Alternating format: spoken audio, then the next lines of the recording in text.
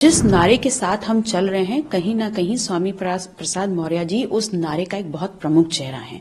और ऐसे में कहीं अगर पार्टी के अंदर उनके ऊपर अनर्गल बयानबाजी होती है तो जिस कद के वो नेता हैं उससे आहत होना स्वाभाविक है।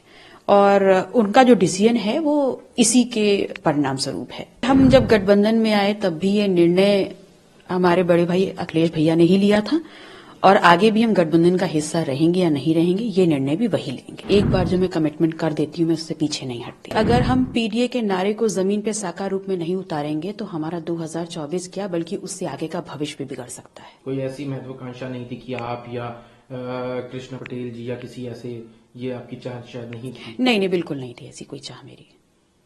आपने एक और जब उनसे पूछा गया राष्ट्रीय महासचिव रामगोपाल यादव से आपके बारे में, तो उन्होंने कहा जिसको वोट देना है दे, ना देना है ना दें, और अगर कोई नहीं देता है तो गिनती होती है और तो उसके बाद सदस्यता भी चली जाती है। तो कहीं ना कहीं एक एक्शन की भी बात सामने नजर आई है उनके बयान में।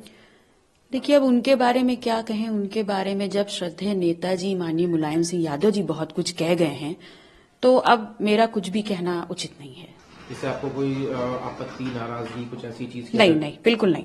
कल स्वामी प्रसाद मौर्य ने जिस तरह से इस्तीफा दिया और उसके बाद देखा गया कि समाजवादी पार्टी के कई नेता उनका विरोध कर रहे थे, तो वहीं कई लोगों के सपोर्ट में आए। लेकिन उन्होंने एक बात जो कही थी कि एक राष्ट्रीय महासचिव के बयान को निजी बताया जाता है और दूसरे को पार्टी का बताया जाता है, जो आपके केस में भी, उसको किस तरह से आप देखते हैं? देखिए, मैंने पहले भी कहा और मैं पुनः कह रही हूं कि स्वामी प्रसाद मौर्य जी बहुत कद्दावर नेता हैं।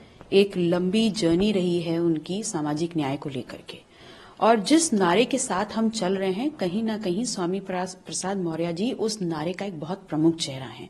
और ऐसे में कहीं अगर पार्टी के अंदर उनके ऊपर अनर्गल बयानबाजी होती है तो जिस कद के वो नेता हैं उससे आहत होना स्वाभाविक है। और उनका जो डिसीजन है वो इसी के परिणाम स्वरूप है। आने वाले समय में आप या स्वामी प्रसाद मौर्य क्या पार्टी से अलग होने का सोच रहे हैं?